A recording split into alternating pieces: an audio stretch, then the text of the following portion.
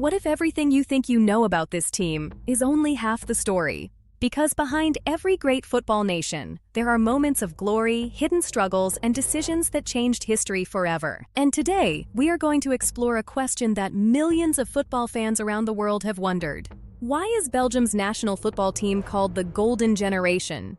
And what in the end went wrong? Belgium, a small country of just 11 million people, tucked between France, Germany, and the Netherlands. On paper, they have no business competing with the football giants of the world, but for nearly a decade they did. They climbed to number 1 in the FIFA World Rankings. They produced 3 of the most valuable footballers on the planet.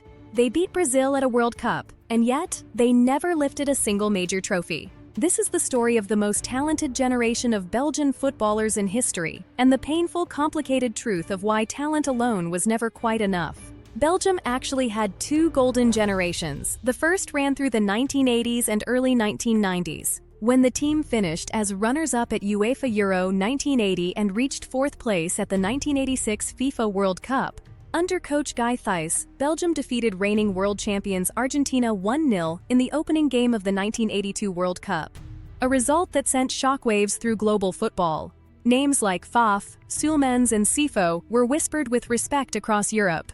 But then, silence. By 2002, the vast majority of that first golden generation had retired. The team missed out on Euro 2004, beginning a more difficult era. The country spent nearly a decade in the wilderness. But behind the scenes, something extraordinary was being built. In 2006, Michel Sablon was appointed as Belgian football director. He arrived with a serious plan: study Germany and the Netherlands, apply a scientific approach to football academies, stop coaching youth teams to win matches, and start coaching them to develop players. It was unglamorous work. It was criticized. But the results came. Belgium's U21 team finished 4th at the 2008 Beijing Olympics. A signal flare. A warning to the rest of the world. The golden generation was being assembled. Let's be honest with each other for a moment. The collection of talent that Belgium produced in the 2010s was genuinely extraordinary. Once-in-a-generation players don't usually come in groups. But somehow, Belgium got an entire squad. Kevin De Bruyne, one of the best attacking midfielders in the world. Eden Hazard, praised as one of Chelsea's greatest ever players. Romelu Lukaku, Belgium's all-time top scorer. Thibaut Courtois, arguably the world's best goalkeeper. Vincent Kompany, a defensive leader of the highest order. And alongside them, Vertonghen, Mertens, Witsel, Alderweireld. These weren't just good players, these were elite players. Champions League winners. By 2015, Belgium reached number 1 in the FIFA World Rankings for the first time in their history. The stage was set. The world was watching. And yet, tournament after tournament, something was missing. At the 2014 World Cup in Brazil, they fell to Argentina in the quarter-finals. At Euro 2016, they were eliminated in the quarter-finals by Wales, a Wales side with far less quality. It raised questions no one wanted to answer. Then came Russia 2018, perhaps their greatest moment and their greatest regret. Belgium eliminated Japan 3-2 in a stunning comeback, then beat Brazil 2-1 in the quarterfinals. In that moment, they looked like world champions. Then France happened. A single goal separated the teams in the semi-final. France eventually won the World Cup.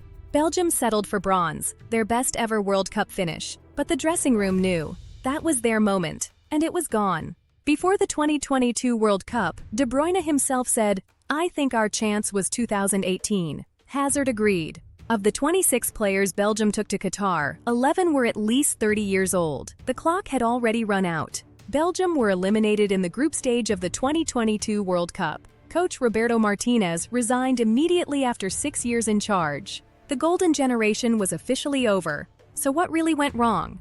The honest answer is layered.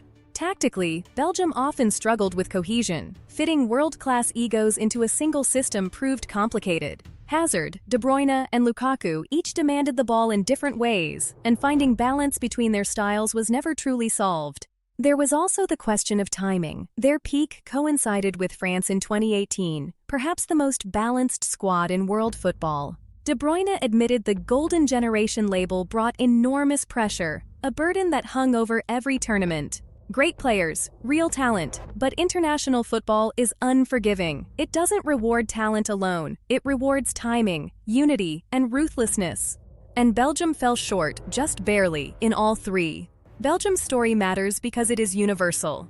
Every football nation has dreamed of a generation like this. Every fan has felt the weight of expectation. Belgium showed the world what it looks like to produce extraordinary players through patience, structure, and a long-term plan.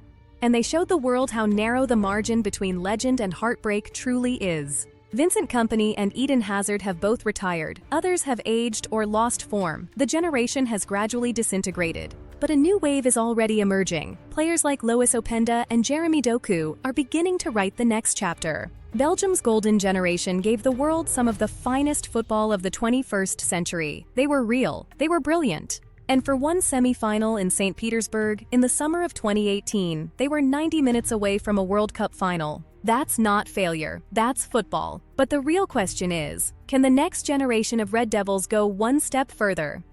And finally give Belgium the trophy this football nation has waited over 100 years to lift?